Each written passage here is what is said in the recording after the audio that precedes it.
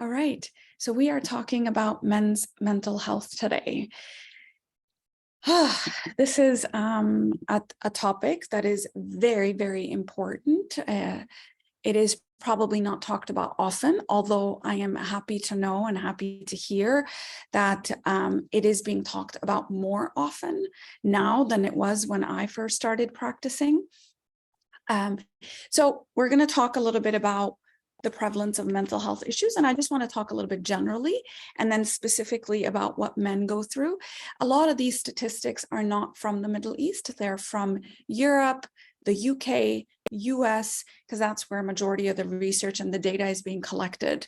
But from my experience of being in the UAE for the last 14 years and working, like I said, primarily with men in the last 8, and also working in the corporate sector, in professional services firms, etc., where majority of the people, especially in the a majority of the people are men that I have encountered. I would say that a lot of these statistics would hold here as well. So I want to talk a little bit about the prevalence of mental health issues. I want to talk about unique challenges men face. And then I want to deep dive into depression and anxiety. I'm going to do this really quickly. And then talking, how do you support someone, specifically men who are struggling with their mental health? Now, a lot of this information can also be generalized for women, and I will highlight where I'm specifically talking about men, okay? Or I shouldn't say specifically talking about men, but where it might need to be tweaked a little bit, or it might present itself differently. In men, that's where I will mention that. So let's just jump right into it. These are general statistics. 1 out of 4 people in the world right now are struggling with a mental health condition. This is men and women combined. Mental illnesses do not discriminate, age, gender, religion, race, doesn't matter where you come from. It is a global phenomenon right now, and there are many, many, many people that are suffering. Every 40 seconds, someone dies by suicide around the world, and majority of those people who complete suicide are men. Depression is the second most common condition. Take all the diseases in the world, and you will have a mental health condition like depression being the most common. And it is the leading cause of disability worldwide. Now, I do want to clarify here that I will be speaking about mental health conditions, mental illnesses, and then there's difficulties with mental health. These all sort of fall within a spectrum. The most common mental health conditions are depression and anxiety, and these are highly treatable. But there are some mental illnesses such as bipolar disorder, schizophrenia, dementias that are, you can treat them, but these are lifelong illnesses. So I'm differentiating between mental health condition and mental illness, because oftentimes when I say, oh, depression is a mental illness, I have seen that most people will reject that with a force that I am not mentally ill. And it actually doesn't resonate. I've had depression and I didn't feel ill. I just felt depressed, and it felt like a condition, but it didn't feel like an illness. I was still walking about. I was still with my children. I was still seeing my friends. There were all these, things happening. And a lot of times it is high functioning depression or high functioning anxiety that people might be struggling with. And so that term mental illness does not resonate with people. So I will use the word mental health condition most often, because depression and anxiety are the most common disorders or conditions out there that are for the that fall within the mental health space. So I wanted to differentiate that for people. I'll go into that a little bit more. Now let's talk specifically about men's mental health. Now, mental illnesses or mental health difficulties or mental health conditions are underdiagnosed in men.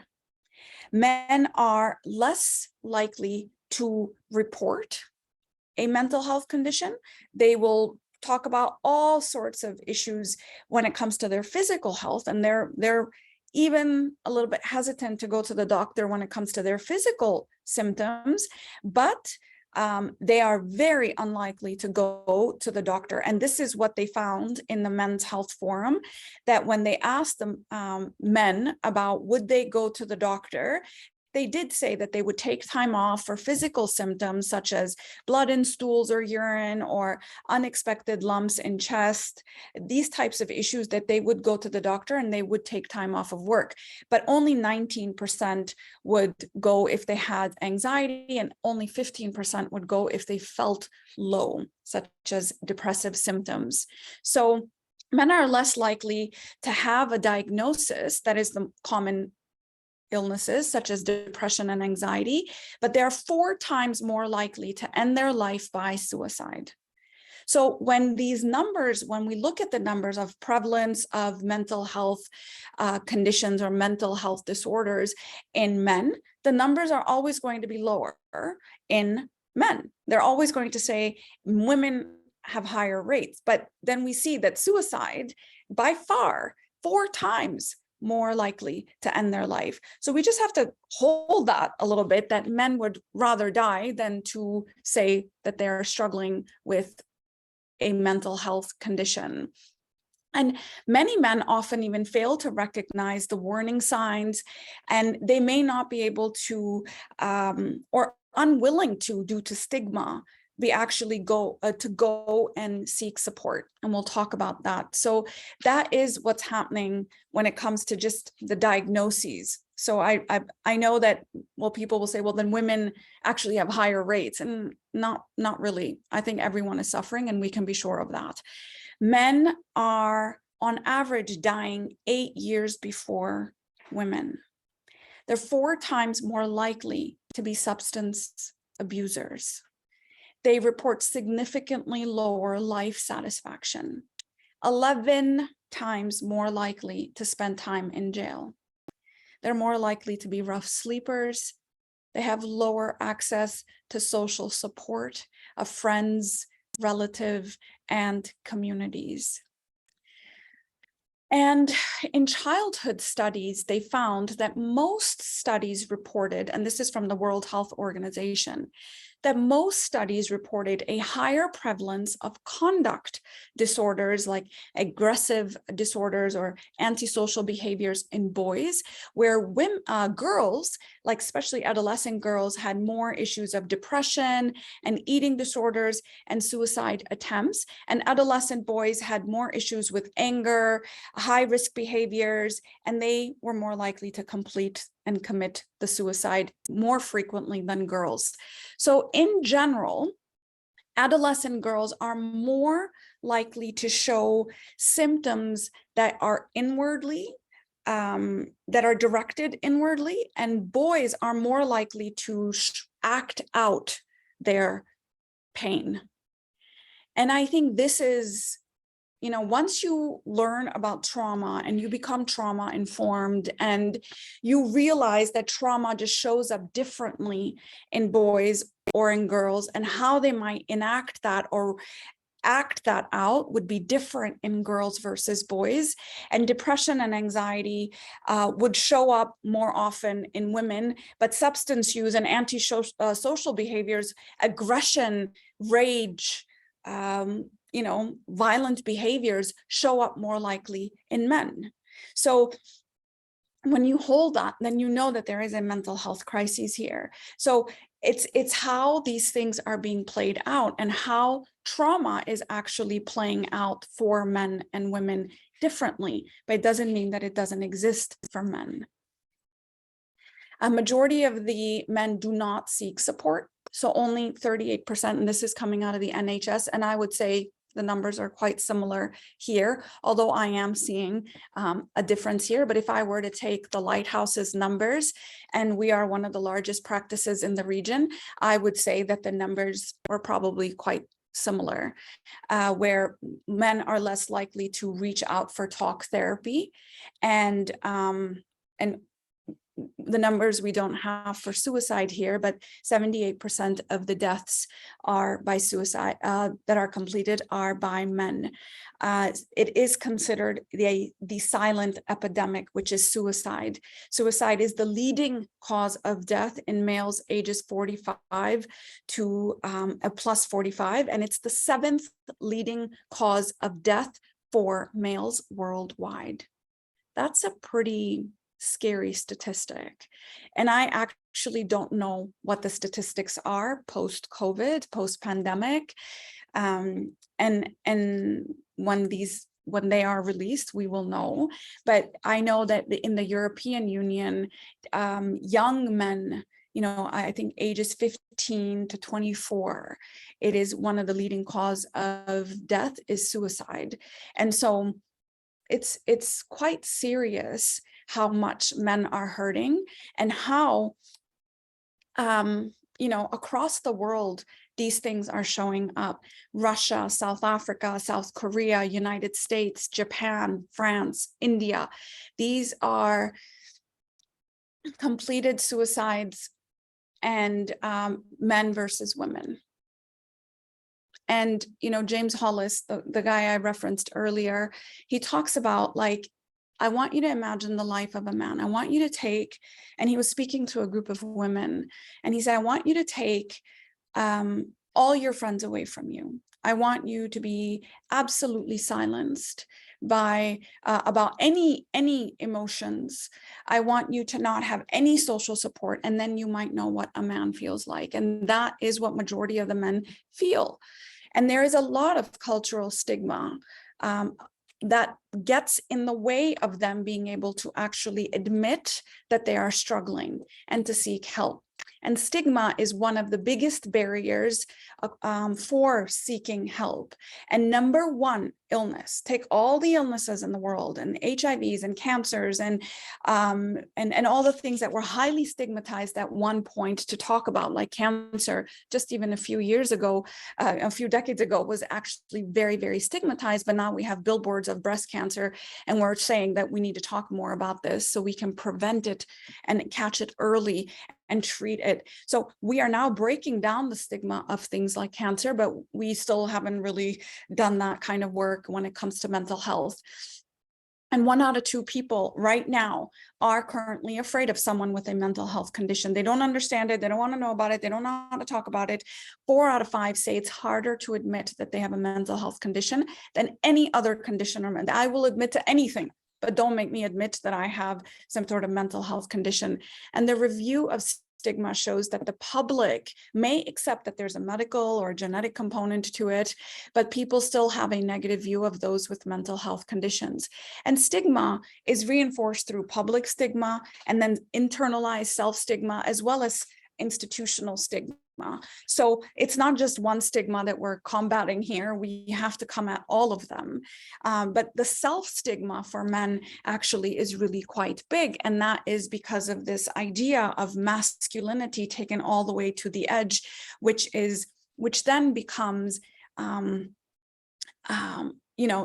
a patriarchal, I don't want to use this word toxic, but it's where anything that might be related to emotion or support or, emotion or support would be thrown into the feminine, and all that is reinforced is the masculine. And that's when things become unbalanced, where we are supposed to be balanced, and men and women both have a masculine function and a feminine function. And if we were to just bring both of those out, we would be more balanced as human beings. But societal expectations and patriarchal expectations, when just reinforced for what might be your natural inclination, when they say, well, then just do that and negate or dismiss or deny anything that is not that, that's when it becomes toxic. So masculinity is amazing. Femininity is amazing, and both men and women have both of these functions inside of them, and our aim is to integrate, our aim is to balance, but that is just not what society actually reinforces. And I will say that even now, I am raising 2 teen boys right now, and I remember a time when we went in and there was like we did a group at the Lighthouse, and I sent them to it. It was like an emotional coaching type of group, and boys and girls were there. And I remember the facilitator said, you know, what do you think about crying? And or who here cries? And, you know, my boys raised their hand, and I was sort of watching them from the back, but none of the other boys raised their hand. And then I saw my boys sort of looking around and then putting their hands down as if like, oh, well, maybe I'm not supposed to cry. But that messaging is now being reinforced on playgrounds. It's reinforced on television. It's reinforced through parenting. It's reinforced through institutions. And so this is what the messaging is: to be a man. No one has to tell you what that means. If I say, you know what, you need to be a man, you know exactly what I'm talking about, because that is what is expected. And it is such a narrow definition for men. Be strong, be tough, be stoic, man up. Aggressiveness is very much okay. Crying, definitely not okay. Feelings therapy, that's for women, girls, like it's not what we do. Vulnerability is a weakness. We're changing the language here a little bit, but still, no matter what we are talking about, the doing is not happening. The doing of saying, I struggle, is so hard for men. And it's very hard for men in this part of the world. There's a whole other layer in this part of the world, whether it's South Asian, Asian, Middle Eastern men have a whole other layer of these kinds of expectations. Asking for help is considered a weakness. You don't want to burden anybody. Emotions are generally seen as a weakness, which is really, if I speak from a Jungian space, which is a school of thought in psychology, there's a feminine function and a masculine function. There's a thinking function and there is a feeling function. And so anything related to the thinking we'll do, but anything related to the feeling we will deny. And this is the messaging that most men get.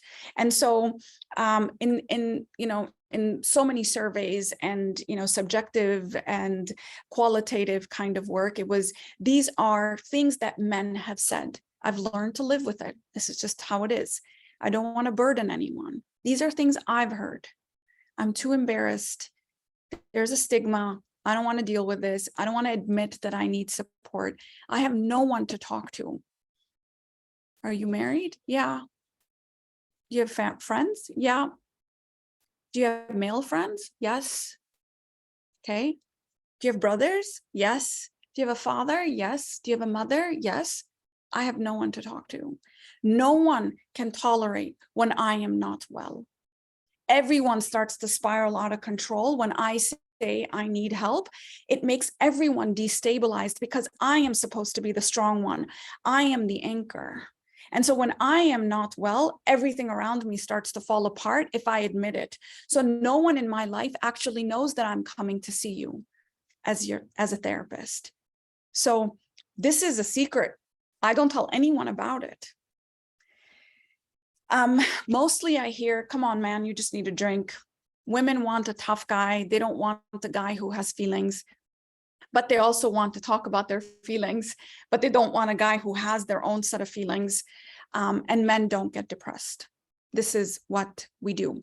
Now, Gabor Mate speaks a lot about trauma. Gabor Mate is also a male, and he talked about how he coped with his trauma and his experience of, an emotional life that was cut off from him. And that was through workaholism. That's what he did. He threw himself into work, and that's how he numbed his pain. And his quote is, the essence of trauma is a loss of contact with yourself, a loss of connection to yourself.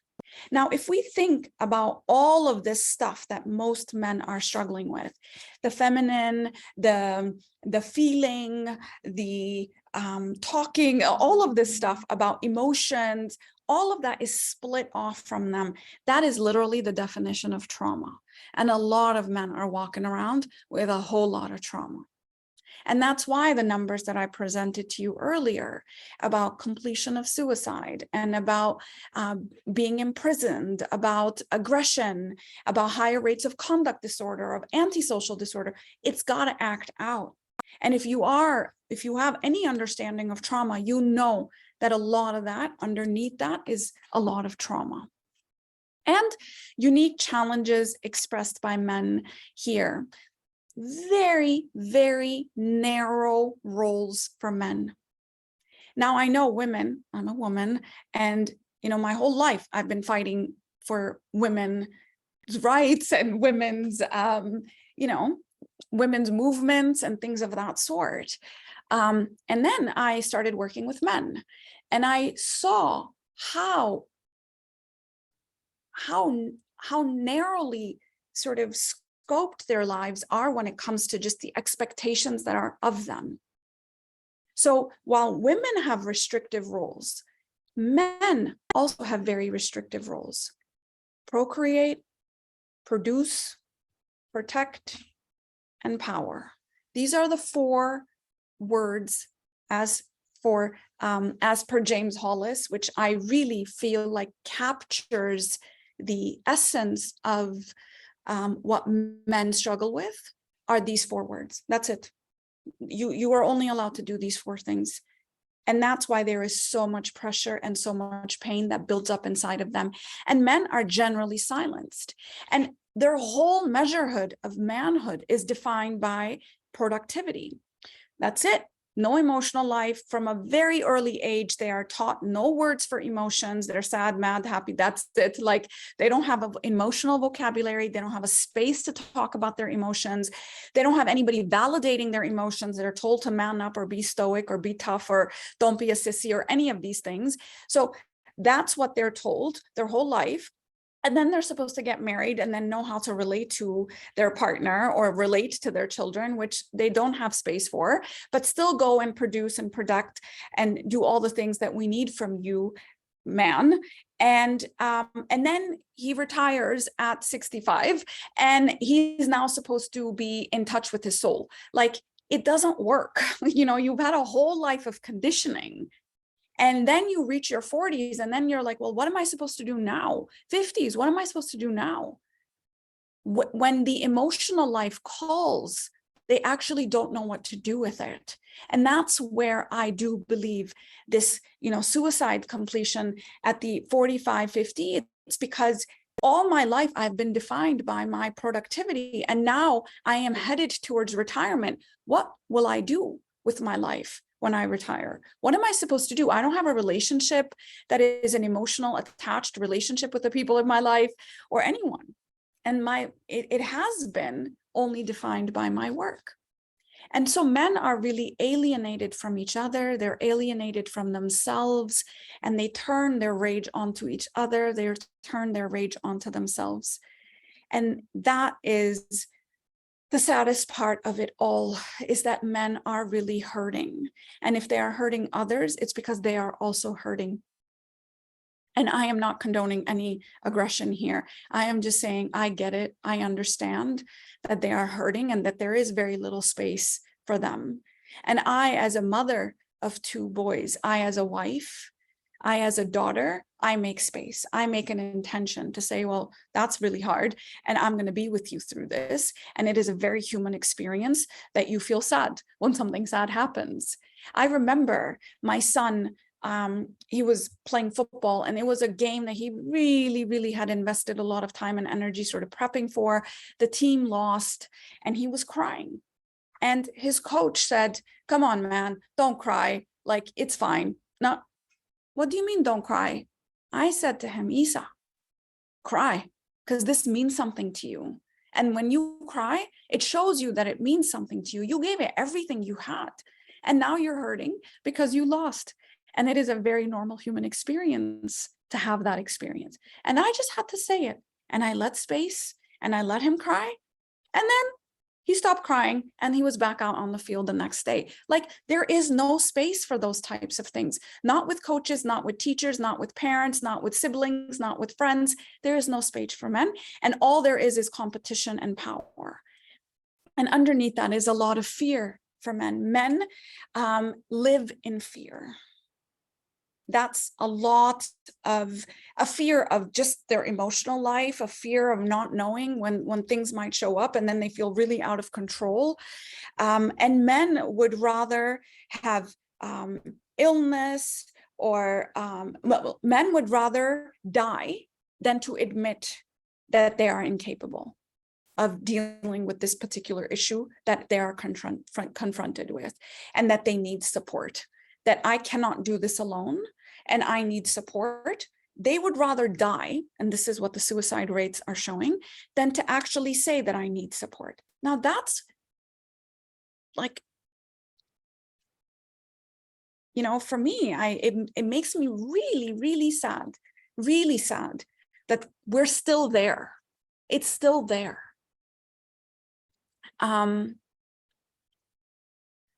Yeah, and they, you know, and one of the things that is so needed, yes, as a woman, we can, you know, as women, we can support the men in our life by creating space and not becoming undone when they cry. Oh, don't cry, don't cry. Don't say things like this. Cry, it's okay, I'm here. That's all you have to say.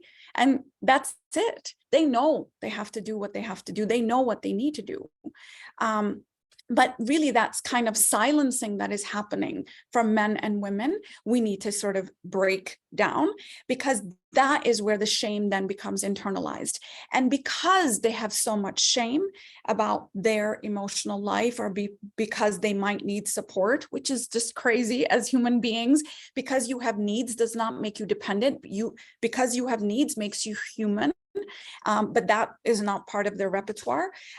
Because they have so much shame, their wounding that they experience, the trauma that they experience, cannot be transformative. Because in order for us to transform anything into wisdom, into compassion, into love, into anything, we need to actually bring it out into the light. This is the work of alchemy, right? Alchemy of emotions.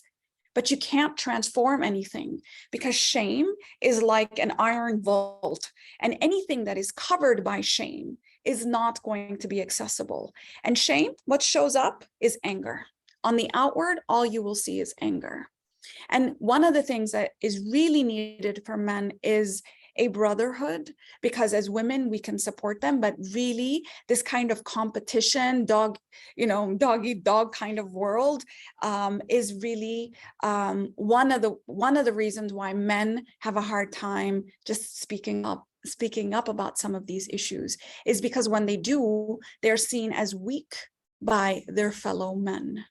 And that's why there's no space. So as women, we can create all that space, but men need to be accepted by men. And they need to be having, you know, these kind of figures, mentors that are men that are saying, I'm with you, and we all go through this. This is a quote, and I'm not sure where I read it, but it captures it pretty well. It's an emotion. It's an emotional movement, a releasing of the pain and the poison men have been holding in their collective stomachs for centuries. It is not power-oriented in any way, but powerful in that it frees men and their spirits from the tyranny of the old paradigm of don't feel, die younger than women, don't talk, don't grieve, don't get angry, don't rock the boat, don't trust other men, don't put passion before bill paying, follow the crowd, not the bliss. This is the paradigm that we're trying to break down. This is where we are coming into balance. This is when we accept all parts of us. Call it whatever you want, yin, yang, estrogen, testosterone, feminine, masculine, call it whatever you want. But this is about owning all the different parts of us and saying they all need an expression, they all need a voice. So this is the movement that we hope that by having such talks and by having men's groups and by having men talk about their own mental health, that we break this down. This is not about men being on, at the top or women being at the top. No, we are codependent. We need each other. We need to support each other. We are, where one might need support, the other might be able to lean in. And so it really is an interdependence, which has now become quite competitive. And it's, again, isolating and breaking things down into their own separate corners, which is just, again, not very helpful.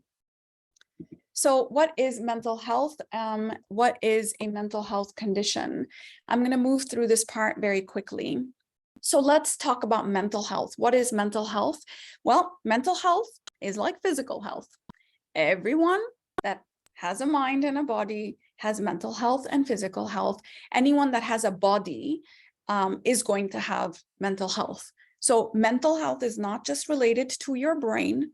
Mental health is all things associated with this holistic system that plays with each other.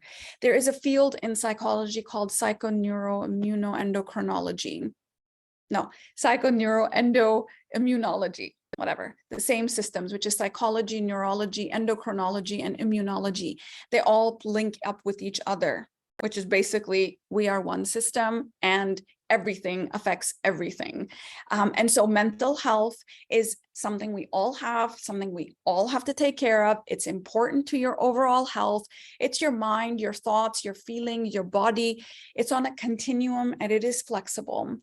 It's not something crazy weak people have. It's not something that exists only in our brain or in our mind. It's not about feeling good all the time, and it is not a fixed state.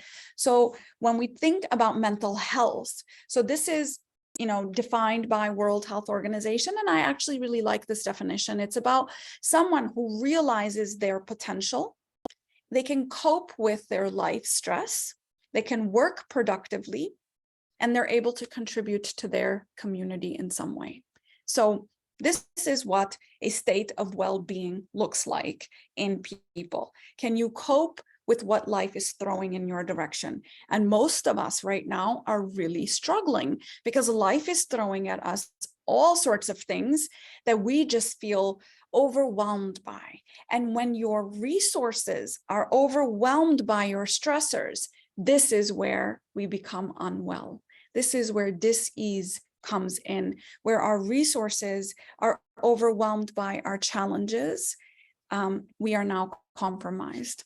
So if we look at mental health on a continuum, think about good mental health and poor mental health. Just because you have poor mental health does not mean you have a mental health condition or a mental illness. Now, let me give you an example here. Now, there are days where, weeks, where I am meditating and I am exercising and I'm sleeping and I'm seeing my therapist and I'm journaling and I'm breathing and I'm being in touch with nature, all the things that are very good for my mental health. I'm socializing, I'm connecting with the people in my life. Good mental health. I'm feeling good. Now, all of a sudden, a stressor comes. Maybe there was some, bad news in my family, or maybe there was a job stressor, or maybe something happens with one of my kids or something. And all of a sudden, oh, I'm not sleeping properly. And you know what? Exercise, I don't have the energy for it. I don't want to do this right now. I start eating, more of those burgers rather than, of the earth. And all of a sudden I start to slide down into the poor mental health space. Now, before I get into even the poor mental health space, I might be compromised mental health. And usually I will do is I'll try to catch myself here. But then there are times where I've let it really go and I'm now in poor mental health. I still don't have a diagnosable depression or anxiety or substance use or any of these disorders, okay? So you can have poor mental health and still be functioning. You can have a mental health condition and still be day-to-day work, life, all of that stuff. Now, with poor mental health, it's easier for me to pull it back into good mental health. When I stay in a space of poor mental health for too long, and I'm not saying months, I'm talking weeks, If I stay in that space without catching myself and saying, you know what, come on, you gotta get your sleep in order, or come on, you've got to start moving again. If I stay in that space for 2 weeks, 3 weeks, now I have something called a mental health diagnosis or a mental illness, whichever word you like to use. Now, a mental health condition is something that causes major changes to your feelings, thoughts, and behaviors. It's persistent over time, more likely 2 weeks or more. It impairs your functioning, meaning you are now socially withdrawing, you're not able to perform professionally, you're not able to tend to the things that you used to tend to in the same kind of way. It is now interrupting your life. So it's actually clinically significant impairment in your day-to-day functioning. That is one of the criteria of most diagnoses.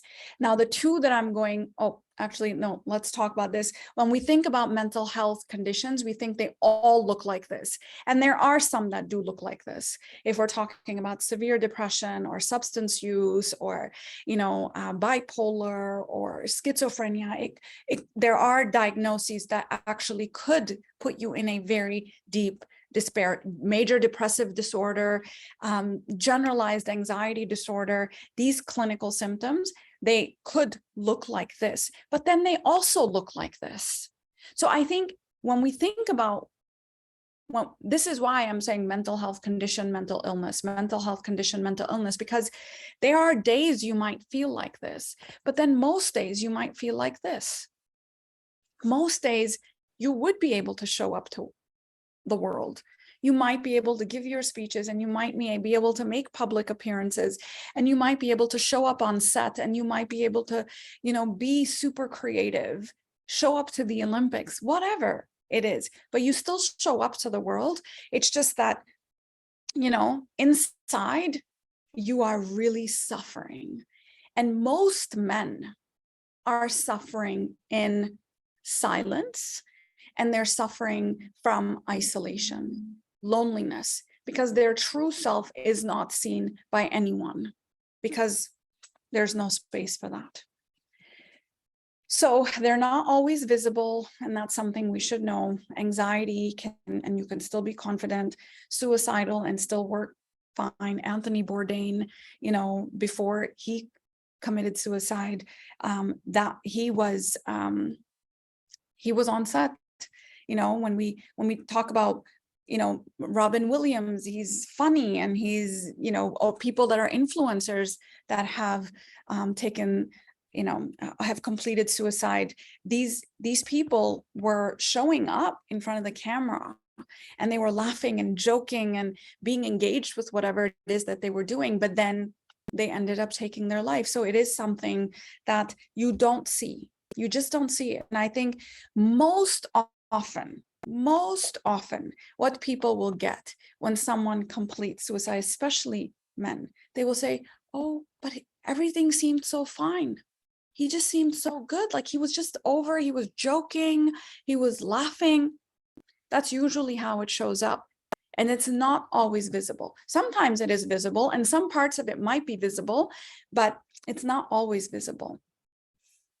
So there's many people, many factors that put people at risk for a mental health condition. So physical, so it's like a biopsychosocial lifestyle type of thing, okay? So biologically, having chronic illnesses or vitamin D deficiency, side effects of medication, family history, psychological factors, low self-esteem, being super self-critical, pessimistic, comparing yourself to others, having a family history of mental illness or trauma or abuse. Now, when we say psychological, because you had a family member, and because of that, your needs were not met. So that could be, a lot of people with parents who had personality disorders, or mothers and fathers who had substance use or depression or anxiety, that could have psychologically had an impact on you, and it could have been experienced as trauma or neglect. Social risk factors, pandemic, being an expat, loneliness, bullying, discrimination, unstable war environment, regions that you might be living in, a high stress environment. So like workplaces that are very high stress, a lot of professional services firms will be, long hours, different time zones. I think living in Dubai, where we're tending to the west and the east, and we're happen to be in the middle, our sleep patterns are really messed up. A lot of people travel out of Dubai. Some of that settled down during the pandemic, but it's back full swing now. And so this kind of high stress, high pressure stuff can take a toll on your physical health, which then eventually will compromise your mental health. Things like big life changes and transitions, men tend to not do very well when it comes to things like a death of a loved one or divorce. They really bottle things up and they numb things out. And we'll talk a little bit about that. And then all of these things, substance abuse, no rest, lack of exercise, poor sleeping patterns, replacing in-person, things with this kind of transactional way of doing things on Zoom. Like, we need each other, guys. We need to be in each other's space, but we've just become quite functional and transactional. And that actually increases the loneliness, then increases the mental health impact.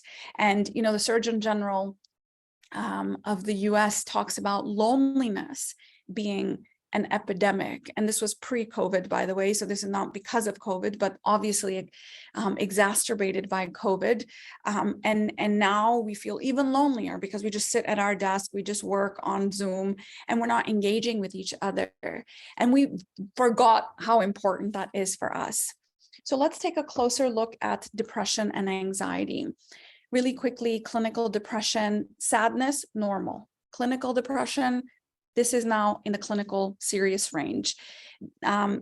Sadness, you're still able to go through the day-to-day. It lasts a few days.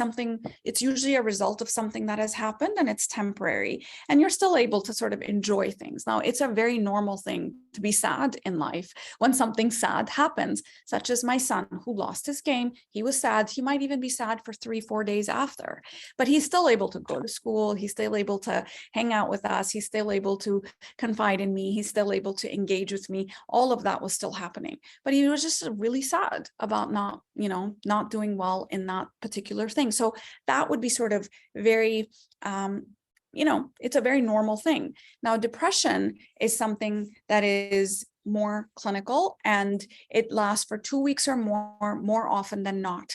And it has significant impact on your functioning. We say 2 weeks, but most people don't come to us at the 2-week mark. Most people will have been feeling like this for months before they even come in. And when I say, okay, well, how long have you been feeling this way? And they'll be like, yeah, I don't know, probably since April. Okay. So finally they're like, okay, I can't. So I don't see anyone looking at their clock and saying, well, I've lost pleasure in all activities for 2 weeks. I'm going to go see. It'd be great if they did, but it's not happening that way. There's a loss in energy, a fatigue, a difficulty concentrating, difficulty making decisions, changes in your sleep, changes in your appetite, and feeling worthless or guilty. This is for 2 weeks or not, more often than not, all day that you are experiencing this. So it's not that you only feel it at work and then at home you're good. No, this is pervasive. It is in all areas of your life. It carries with you. It is something internal rather than you reacting to an external stimuli. Okay. So, but men also really, the things that we might notice in men, which is not part of the official diagnostic criteria, depression shows up a little bit differently in men than it would in women. So women might be tearful a lot more. And I'm now just speaking very, very generally here.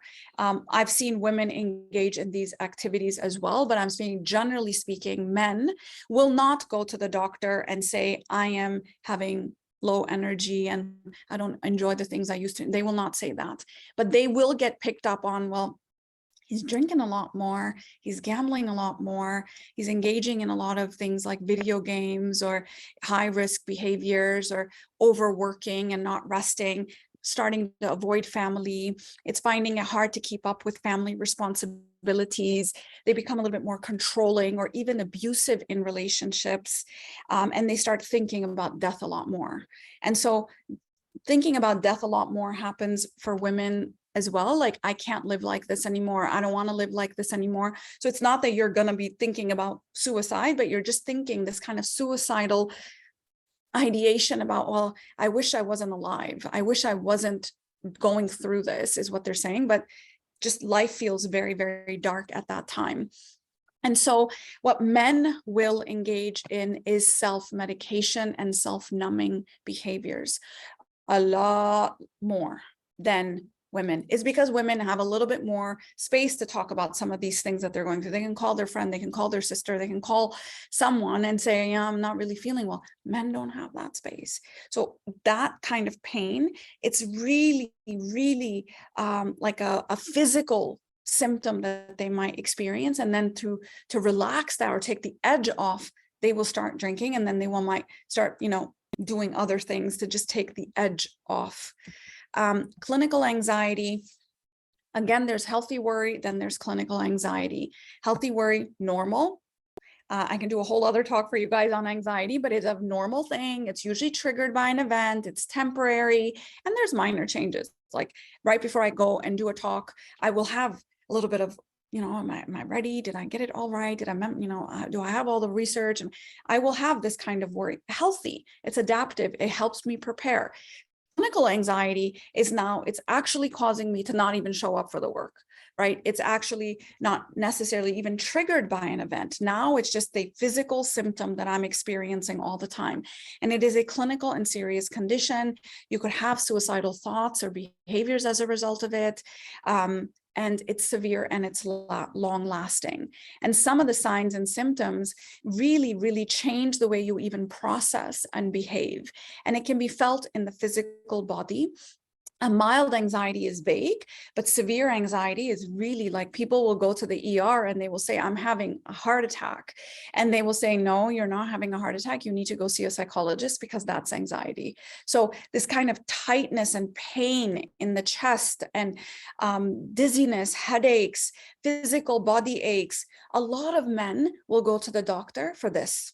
They will actually say, oh, I have digestive issues, I have headaches, I have body aches, my back hurts, my shoulder hurts, let me go to the physio, let me go to, and they will actually not say, I need a psychologist. Psychologist will be the last person that they will see, but they will go through every medical doctor out there, but they will not see a psychologist. Psychologically, indecisive, irritable, angry, confusion, just not being able to think clearly, just kind of worried all the time about everything. One worry leads to another worry, which leads to another worry. I'm worried about money, but how will I pay for my parents? And how will I take care of my daughter's education? And, what if my car breaks down? And it's just like a spiral. And they starts to go into this kind of mind racing where the mind might actually go blank. And then behaviorally, they just start to avoid things. They're like, I don't want to go to that meeting. I don't want to go to that work. I don't want to go see those people. I don't want to have those conversations. Or they might not even start looking at their bank account because it just triggers them into a spiral of very anxious feelings. And escape behaviors are also part of anxiety. Just get me out of here, man. I don't want to think anymore. I don't want to feel this anymore. That's what most men will do. And a lot of what I see here on the weekends is this kind of binge drinking, and this just like, it's not normal. That is not normal. It is unhealthy, it is not normal, and is not helping your mental health. Because you might think that you just are drinking on Saturday and recovering on Sunday. No, the body takes a whole lot longer to recover. And from Saturday to Saturday is not enough time. So that kind of compounds that, that issue of them feeling quite compromised mentally and physically, men and women, by the way. And there is a high functioning anxiety. Like I said, I've worked with a lot with professional services, highly successful men, C-suite, and they will be very, very high functioning, but underneath all of that is going to be a lot of anxiety, they feel overwhelmed, they definitely will not be the first people to get help, they will be compromised when it comes to their life satisfaction. But on the outside, that's the guy you go to. He's the one you go to because he's hardworking, he's loyal, he's going to come through, he's going to send you that email even if it's at 2 in the morning. But if you need it done, he's going to be the one to do it. So these guys are especially the ones that you want to worry about, because they are the ones that are going to break down. They're going to keep running and keep running until they literally break down and burn out. And only that burnout is going to be the one that's going to say, oh, okay, I need to do something a little bit differently. Then they will find their rest and they will find their center, and then they will start running again, and then they will have another burnout. Maybe after 2 burnouts, possibly even 3, or a physical disease that is, sort of very difficult to reverse or treat. Only then they might actually say, I think I need to do something about this. So how do you respond to someone? Earlier, the better. The earlier you treat this. So I hope that there are men on this call, and I hope that you were able to see some of this inside of you. And I hope that you're able to say, you know what, I don't want to live like this.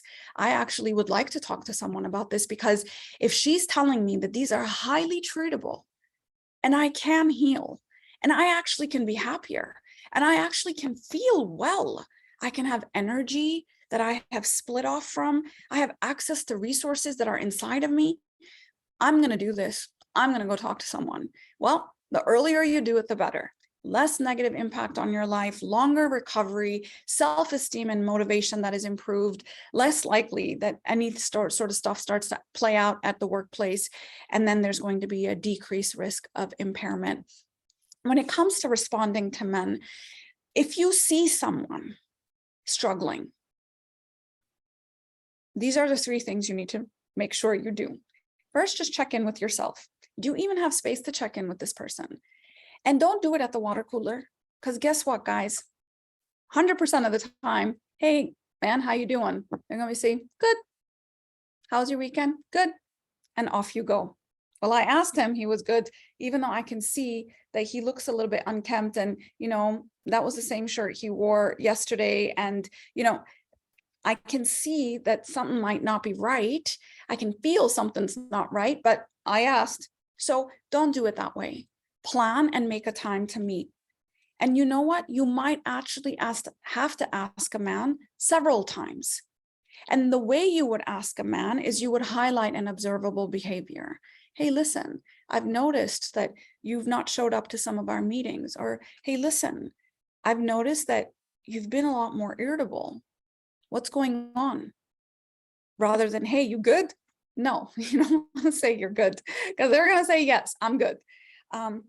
One of the ways that is recommended to work or to talk to men. So if there's a man in your life and you are a man and you want to check in on a man, you might actually go for a walk together. Even as a woman, I as a mom, as a wife, I would say, hey, let's go for a walk. And in that walking, I'm talking with them. This kind of sitting, tell me how you feel. Yeah, no, it doesn't work. It doesn't work for a lot of men. There are some men who will come into treatment for stress, and that stress or anger management. And from there, we will see a history of a lot of unprocessed grief and trauma and other things that need to be worked through. So doing an activity might be a good way, practicing attuned listening. So you're not like checking your phone or answering your phone, like just really a presence with the other person, because you're co-regulating them with your own energy. And then I know this is really hard to do, guys, because that's just how you guys have been conditioned and trained, but don't solve. And women don't solve for men also. We need to hold the space for some of that emotional stuff to actually come out and say, okay, what else has been going on? How else has this been showing up? What else have you been thinking? What else have you been feeling? What else have you been doing? Like, we just need to hold that space rather than, all right, well, don't worry about it. You can just quit your job. We can move. We don't need to be here. Like, immediately, because we cannot tolerate our own anxiety when we see a man who is struggling with something. Most people can't tolerate their own stuff. So we move into solving. And this goes for moms too, by the way, moms and dads. We don't want to see our kids suffer. So we solve the problem. And then we basically send the signal that there is no space for feeling here. And then you might be able to give them internal and external resources. Now, there are things you don't want to say to someone. Make a note of this. You don't want to say this stuff. It wouldn't be happening to you if you were stronger, man. It's all in your head. Stop being so negative. Come on, you're no fun. Let's go have a drink. You know, you're kind of being ungrateful. Stop being pathetic. You're feeling sorry for yourself, man. Don't feel so sorry for yourself. You know, when I was going through something like this, I didn't feel sorry for myself. Not helpful. You're being dramatic. You're being sensitive. I think you're like faking it. Like, I mean, one day you're fine, the next day you're not. Like, I don't understand this. Men hear this.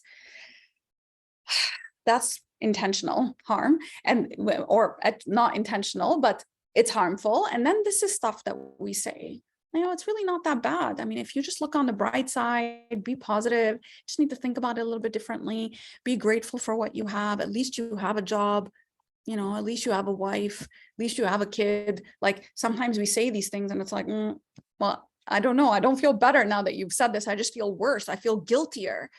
I feel so bad for you. Don't want to say that. Just get on with it, man. Just pull yourself up through the boots and move on out. And if your faith was stronger, you wouldn't feel this way. Now, I am not saying that at some point in that conversation, this might not happen. But if you say it too quickly, you are now dismissing their pain.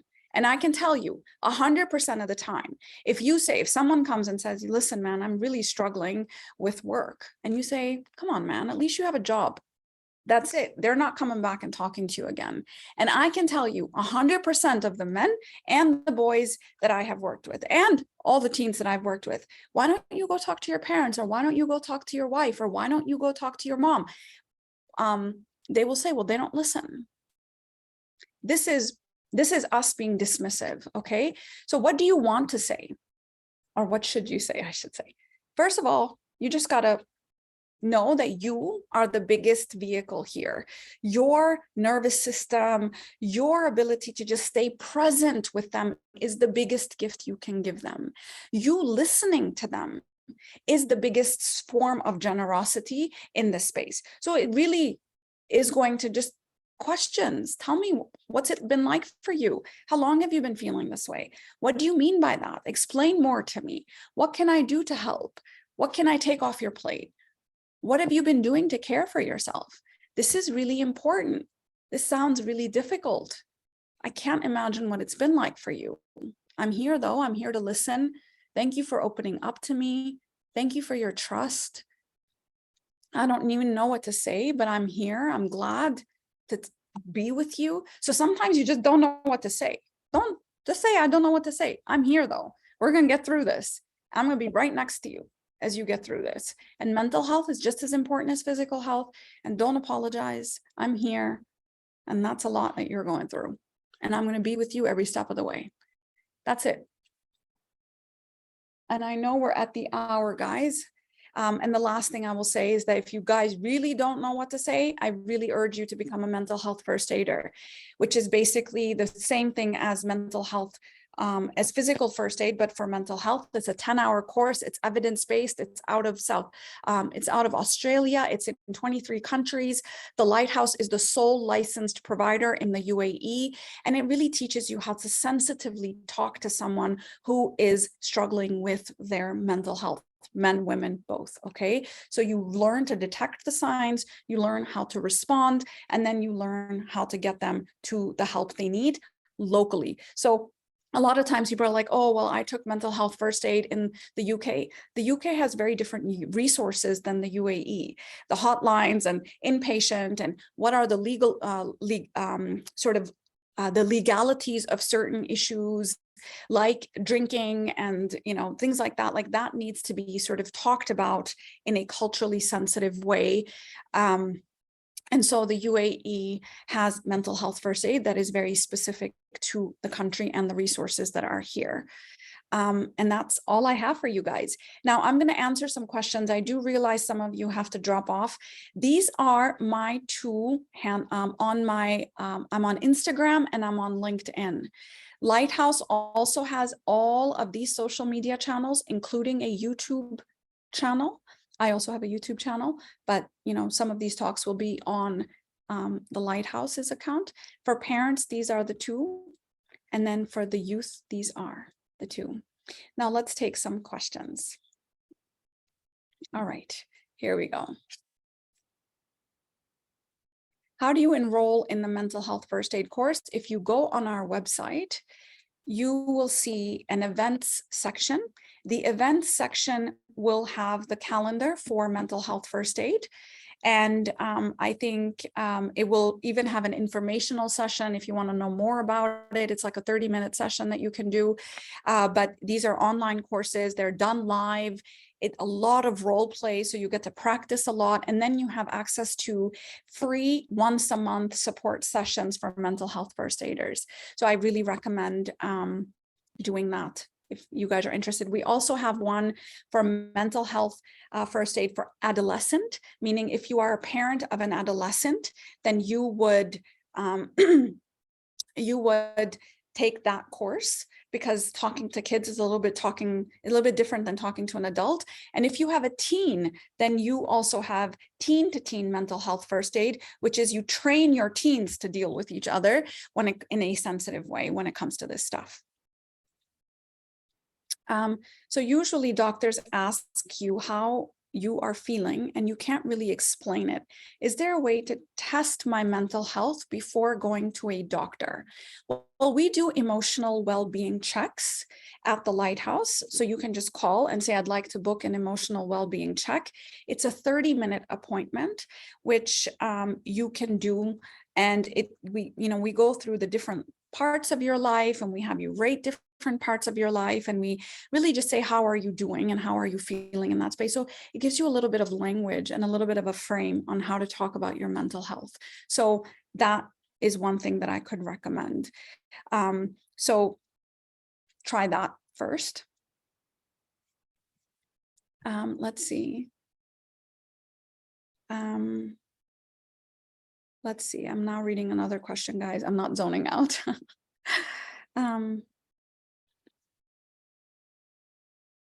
So how do I know if what I am feeling at the moment is symptoms of depression or anxiety? For example, most weekends, I don't feel like going out, locking myself in my room, binge watching movies, and will only go out when hungry. You know when something's not right. Don't wait for the full-blown clinical disorder, as I said, okay? If you know that this is not normal, like this is not how you want to live your life, right? It sounds like that. It sounds like, well, I want to be engaged with my community. I want to go out to the beach. I want to be out running and feeling physically in my body. And, I want to be out with my friends. If you know what you want and you're not there, it's time to get support. That's it. Don't worry about depression and don't worry about anxiety.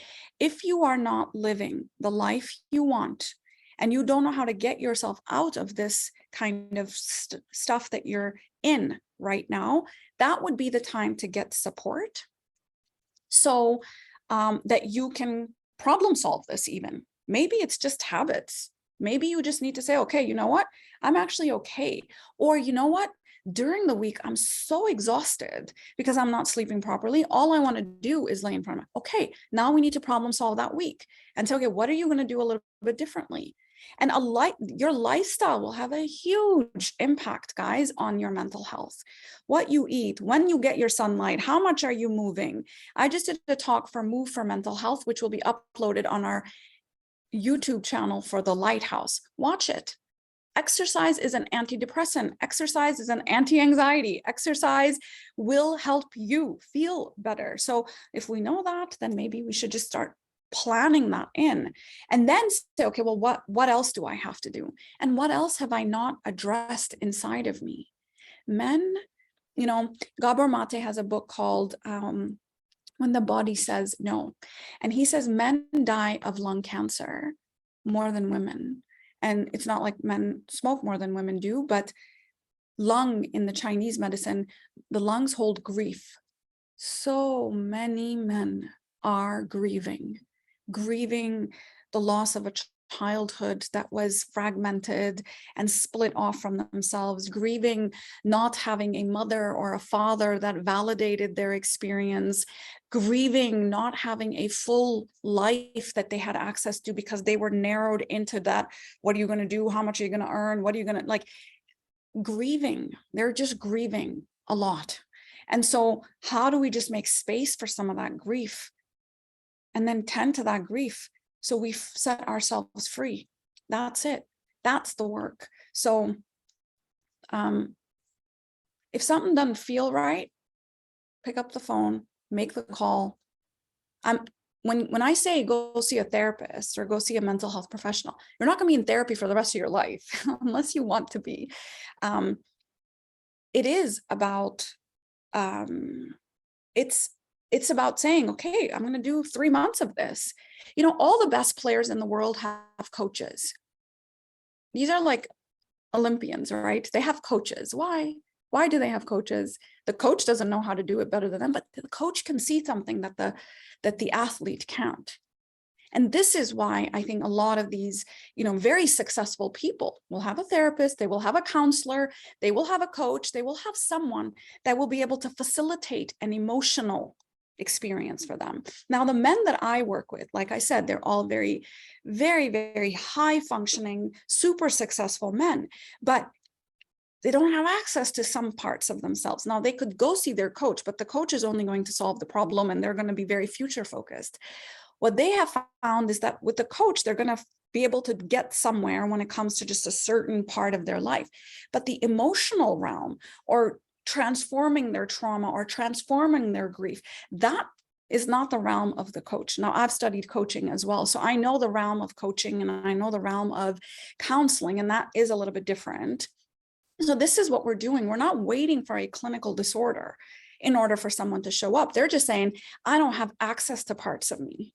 I want access to those parts. I know there's something more in me, and I want access to that part. That's why these men are coming in. And then we unleash their superpower, and they have a more balanced way of being, and they're more vulnerable. And so they are more authentic. And so they have more followership. So they have more leadership. And that's how they have more emotional quotient, EQ, because they're able to identify when they're not feeling well and then say, I'm not feeling very good about this. They have access to their intuition because that lives in their body. Most men are cut off from their body and they live up here. And so how do we integrate the mind and the body? I am not saying let's sit here and talk about feelings all day long, guys. Please do not get me wrong. But I am saying, if you are split off and you are fragmented and you are denying a massive part of yourself, it will catch up to you. And midlife is usually when it catches up to men.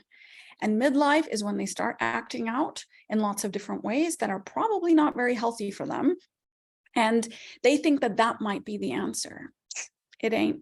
I've walked with men through their midlife, and I'm telling you, they'll do everything under the sun. And then they will say, okay, fine, never mind. I now have to take the inner journey, and I have to go back into the pain, and I have to transform that stuff if I'm going to be free. Freedom is not outside. It's not running away from home or quitting your job or leaving your wife or leaving your kid. It's not that. It actually is an internal experience. And that cannot happen unless you go inwards. So most of my work about midlife has been through my experience with working with men. Lots of questions here. So I'm still staying online here with you guys. Unable to see or hear anything. You're on 2 browsers. Why are you running an event with firewalls? Yeah, no, sorry, not doing that. It's going to be recorded. The link will be sent to you. But I'm imagining that if you're here sending me that question, that you probably heard it. Okay. Gentle. Here we go. I do not agree with the phrase that men should be tuned to their feminine side. There should be no feminine side in men. Men are supposed to be leaders. This is not to discount emotions, but the phrase that men should accept the feminine is bad for society. And so there it is. Now, all human beings have estrogen and testosterone, yin, yang, softness, firmness, flexibility, strength. Call it whatever you want. Collaboration, leadership, right? Whichever way you want to look at it. Group, single-mindedness, like this kind of way of being. We all have everything. The fact that you have such a reaction to the word feminine is probably going to be what I recommend you start with. Because I have worked with men who can say, yeah, there is a function. I am not talking about femininity. A feminine function, mother, complex. Complex being a neutral word, not being a complex, but as a Jungian would say, complex, and a father complex. Feminine, masculine, yin, yang, estrogen, testosterone, call it whatever you want, sky, earth, right? If we look at spiritual practices, they will consider mother earth, father sky. Like, it is the fact that we have opposite polars inside of us. And our job is to hold the tension of the opposite poles and to bring both of them together. As much as men need to lean into their feminine function to be more of who they are, women need to lean into their masculine function and to be more of who they are. So this idea of it is bad for society, yeah, I'm not really sure where you're getting that, but I'm telling you what's bad for society. What is bad for society is men killing themselves every 40 seconds. That's what's bad for society, if you ask me. And majority of the men saying that there's no space for them to talk about their feelings. Yeah, that's probably bad for society too. And 11 times more than women, men being imprisoned. That's probably bad for society too. And men being aggressive and angry and dying of heart disease, that's probably bad for society too. So yeah, I would really ask you to explore that part of yourself that rejects the feminine function, which is different from femininity. Yeah, a lot of things are bad for society. That's probably not at the top of the list. Sorry, guys, I feel very passionately about this. And I've grown up in a macho culture, and I have sons and a husband, and I have been very much affected by patriarchy, and I have had to break those things down. But my stance changed a lot. It softened a lot when I started working with men and I saw their suffering. And I feel absolutely inspired by the men that I have worked with, because they stepped into their courage when they said, I want to own my emotions. And I am telling you, read all the books, do all the research on leadership. The ones that are the most powerful are going to be the most charismatic, are going to be the most authentic, are going to be the ones that have the highest intelligence when it comes to their emotions. Emotional quotient is going to set people apart. What is emotional quotient? It is having access to your emotions, which is generally qualified as the feminine function. Okay, so that's what we're talking about. This all day long. I'm gonna have to cut this thing. I get really, really upset about this. Really. Why is burnout more common in our generation of men compared to older generations? Burnout generally is common in men and women, and women actually have a higher rate of burnout simply, and you know, sort of all the criteria of burnout met. Just we're overworking, we're not resting, we're not, you know, seeing our humanity. Burnout is a very complicated issue, and we hope to do a masterclass on burnout soon, because it isn't as easy as we think it is to understand. So we'll talk about that.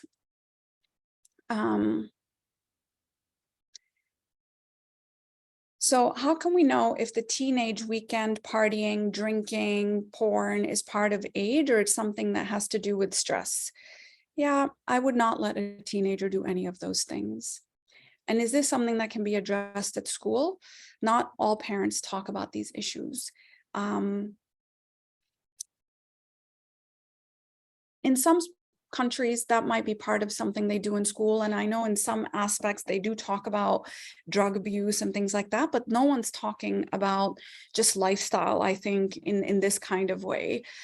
The teenage brain is highly, highly susceptible to, you know, 50% of all mental health issues get activated by the age of 14, even younger, but definitely by the age of 14. The brain is under massive construction during adolescent years. And you do not want to introduce things like alcohol and porn during that time, because the brain's dopamine levels are also very different during adolescent years. So you do not want to bring in addictive substances around this time, because there's a higher likelihood of them being addicted to such things or something else in the future when you introduce it in adolescence. So that's what I will say about that. Parents need to talk about it. Schools need to talk about it. Therapists need to be talking about it. If you don't know how to talk about it, talk to someone who knows how to talk about it, like a parenting coach. That's what I would say. Yes, the Lighthouse does have one-on-one sessions for people outside of the UAE. We do have online sessions that we do, even for parent coaching, one-on-one therapy. We just, if there is high risk, then we advise that you see someone in your home country. And I am going to stop there. If I didn't answer your question, please send me a message on LinkedIn or on Instagram. I'd be happy to answer it there.